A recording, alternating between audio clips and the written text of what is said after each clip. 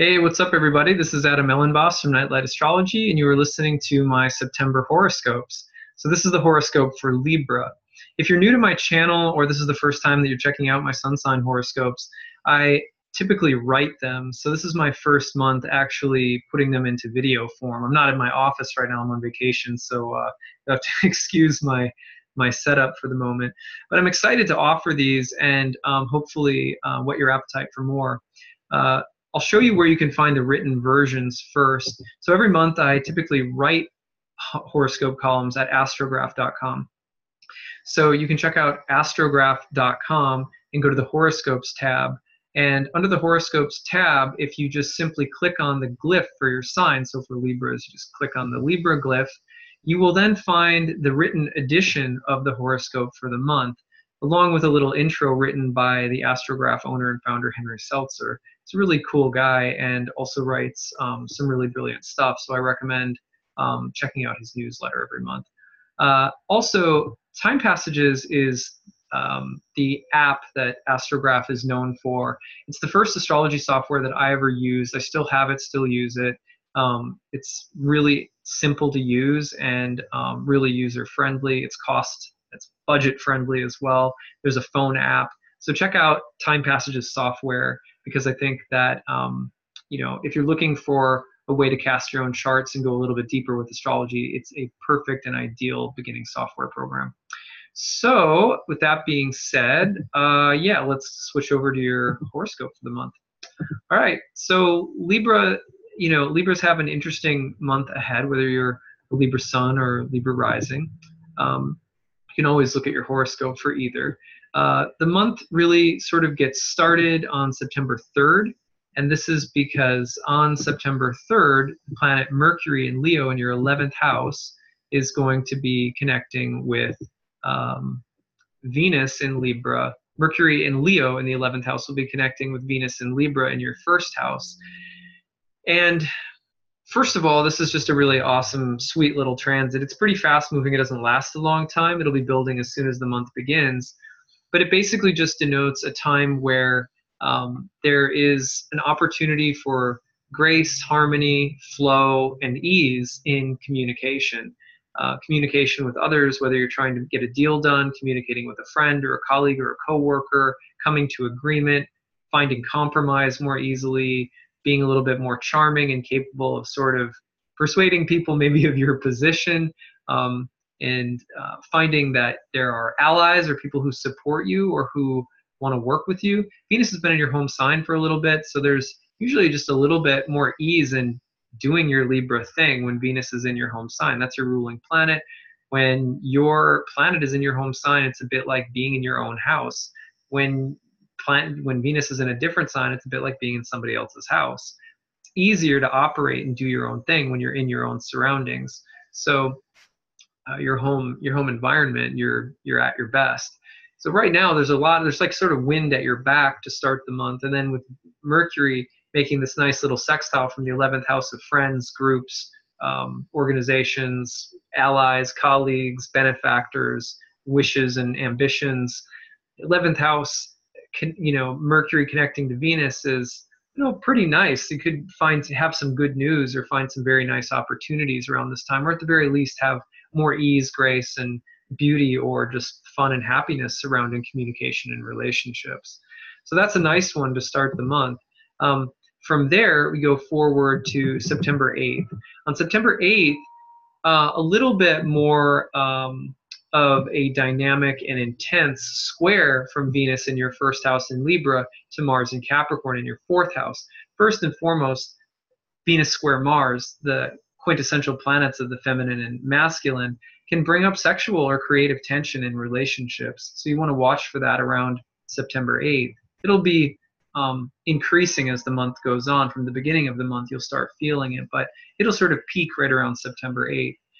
You could also see some tension between your own needs and wanting to do your own thing, and some more pressing, intense, hardworking energy that's taking place in the home and family. For example, you're feeling like going out for dinner with friends, but maybe there's like, I need to clean the basement at home or reorganize my kitchen cupboards or what have you. So there's demands that are being placed on you that might be intense and stressing you a little bit more than you'd like to be.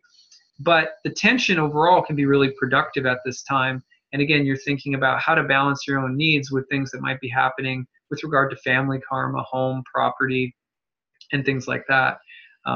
So it's a domestic vibe to it, but also with Mars and Capricorn, this kind of emphasis on hard work, responsibility, like that.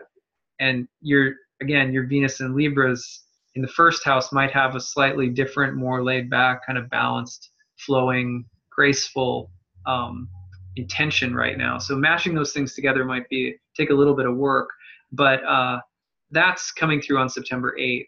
Now, the transit right after that is on September 9th. September 9th, there's a new moon in Virgo in your 12th house, and it's opposite Neptune in your 6th house.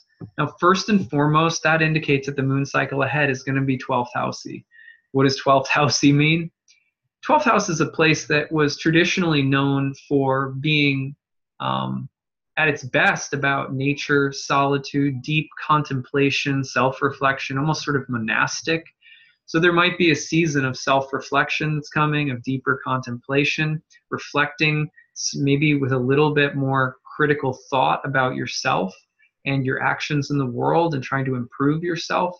12th house can be a little bit about our own self-destructive side. So being a little bit reflective about that, a little self-critical right now might be called for.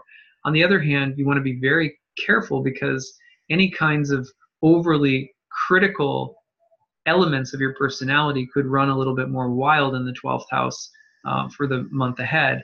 Opposite Neptune in the 6th, you could also see themes like service, compassion, humanitarian work, the desire to help or heal, maybe going through some healing, personal crisis of some kind.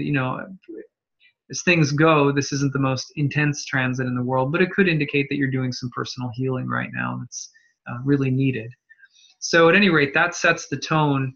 And sometimes there's also the need to let go of things across the 12th and 6th house axis. So things just aren't working in some area of your life. Don't be afraid to, think about the road ahead, the future, in terms of, doing something a little bit different and maybe having to let go of something. So going forward from there, we go to September 12th. And on September 12th, the planet Venus in Scorpio is going to oppose Uranus in your 8th house from the 2nd house. These are your financial houses. So financial issues, especially in relationships, could be peaking right now. Venus in the 2nd is about to retrograde next month, which means you're on the precipice of maybe a deeper time of change with regard to finances and money, or with regard to debt and expenditures. The 2nd house is also related to our material values, what we have, what we want or desire, how healthy those things are. And so some consideration of a reevaluation or a shift of values might be at work, not just now with this transit, but in the month to come with Venus about to retrograde in the 2nd. So you want to be careful also with purchases right now, especially impulsive purchases or extravagance or overindulging with something. Venus opposite Uranus in the 2nd and 8th can also mean that there are changes in terms of a partner's income or money, or that the topic of money and material values in relationships, whether that's something as simple as diet or spending habits or prioritization of your budget, but there could be some stress or tension in relationships right now around these subjects, or there could just be sudden changes or disruptions to the norm or status quo in money, either for yourself or for a partner, positive or negative. Then you could also see Venus opposite Uranus loves to defy traditional norms around sexuality, love, relationships. And so whether it's innovating something in your wardrobe, or whether it has to do with reinventing a style of some kind, or some emphasis on sexual or relational freedom and independence or experimentation, those are different kinds of things that could also be emphasized under this transit, and really in the month to come with Venus about to retrograde. So from there, we go forward to September 18th. And on the 18th, the big transit that's coming through is Mars, which will be in Aquarius in your 5th house, squaring Uranus in your 8th house. Now, this transit is part of a much deeper period of work that you've been doing with Mars in your 5th house. You had Mars retrograde in your 5th house from late June all the way through late August. The 5th house is a house that has a lot to do with fun, pleasure, romance, sensuality, creativity, the arts. It also has to do with pregnancy and children, a wide range of topics. But with Mars in that house retrograding all summer, there's been some real changes in these areas or regarding these topics. Mars, the god of war, could be bringing up some confrontation or challenges or conflicts with regard to these subjects. Sometimes Mars in the 5th house is a bit like that person at the bar who doesn't know when they've had one too many. Or Mars in the 5th is like someone who's training to be an athlete, or is working up a sweat while dancing and really having fun. But it brings passion, intensity, and maybe conflict into a house that typically has a lot to do with how we have fun or how we are creatively, or even as a performer or something like that. It can also bring up changes or conflicts or challenges or intensity around children or pregnancy in the 5th house. So you've been doing work in that area for a while. It's also been, Mars has been in a square to Uranus pretty much the whole summer in your 8th house. But the 8th house is a house that's often associated with death, with facing fears, with rebirth or transformation, especially when it comes to facing or looking at things that sometimes we don't really want to look at. And so the Mars-Uranus square in your 8th at this time, you're poised for some kind of breakthrough. You may be also trying to figure out how to have a breakthrough, or how to face something, or work through some kind of personal limitation while still being responsible, while still demonstrating some element of restraint. So those kinds of themes or energies are sort of blending together right now. This is also a moment where you want to be careful, because the desire to have a breakthrough, or to be very assertive and independent, individualistic, outside of the box, I don't care what other people think, can be really strong, but possibly detrimental. So you do want to be careful not to sort of burn bridges or be too impulsive or reckless during this transit. Not that that's your typical MO as a Libra, like you're usually very balanced. Could also be the case, for example, that stepping forward or being more assertive is just naturally more challenging for you. And so this could be a transit where, maybe a little bit more of that is called for, and you're going to have to figure out how to do that in a way that is still in keeping with your sort of Libran grace that you naturally embody. So being a sort of hard ass is maybe not the most natural thing for you, but maybe this transit requires you to do a little bit more of that too. So it can go in either direction. At any rate, the big news is then on September 22nd to the 23rd, we cross through the gateway of the autumn equinox, which brings us into your birthday season. So happy early birthday. Oops, let me clear some of this out. Okay, so here's the sun passing into your 1st house. This means that it's your birthday season, which means you're getting ready to sort of reset for a new year. There's a new set of themes that are going to be calling to you, and coming back to reflecting upon yourself, where you're heading, what you're doing with your life, the path ahead. The sun in your 1st house is like that. So just remember that you're coming into your time of the year where it's important to just set your new intentions for the year ahead, and think about how you can embody your highest qualities, and moving forward by keeping promises to yourself, by being decisive, by making sure that areas of your life, for example, that are more emphasized right now are home and family, with Saturn in your 4th house. So how are you balancing elements of your own desires and your own personal journey with different kinds of responsibilities on the home front Sun is going to be square to Saturn right away. So that's a little bit, maybe a little bit of a specific theme in the year ahead is going to have to do with the balance between yourself and responsibilities that you have at the roots, or deepening commitments in some way. All right, so going forward, the last last main transit of the month is going to be from the moon in Aries across your, get this over, there we go.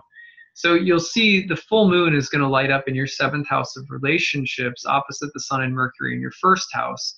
And both are going to be T-squared to Saturn in your 4th house.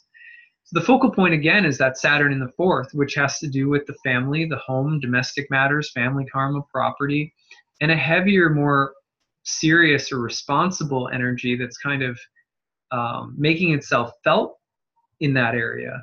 So that, if that has to do with the commitments to children, or trying to move or sell a house or renovate, or if it has to do with parents that are passing or grandparents, or the more serious, weighty themes that are asking you to grow up and deepen and mature or work through something, it's not easy to have Saturn, in the bottom of the chart. A lot of family karma that's in that area. When coming up in that way when Saturn's in the 4th house. Now the full moon in the 7th at this time, around September 24th, 25th, we'll be placing a real focus on relationships. The balance, however, between self and other is going to be featured, while simultaneously you are experiencing this pull from Saturn down to the roots. So it's a very significant full moon for Librans, because you are naturally oriented toward harmony, being a creature of a child of Venus. So you are naturally oriented toward keeping the balance and working with others in constructive and harmonious ways. There may be some difficult decisions that you're having to make, or you're at a crossroads of some kind right now. You're trying to balance the needs of relationship with the needs of self. And who are you when you're not, being socially defined or relationally defined or bringing harmony to others or something like that? Who are you in a more individual, private place? And again, the themes of the burdens and lessons of Saturn down in your 4th house of home and family are a big part of the conversation right now. So that's what I've got for you for the month of September. I hope this is interesting. Hope that it rings true and that you find some resonance here and there. I want to show you, last but not least, my website, so you can check out what I'm up to. Go to nightlightastrology.com. You can see the readings tab, check out the certification courses I offer, check out the upcoming events I'm hosting, and you can read my other video blogs and horoscopes for the month that I post pretty regularly, both written and video blogs there. So thanks a lot for listening, and I hope that you have a great month of September. Take care. Bye.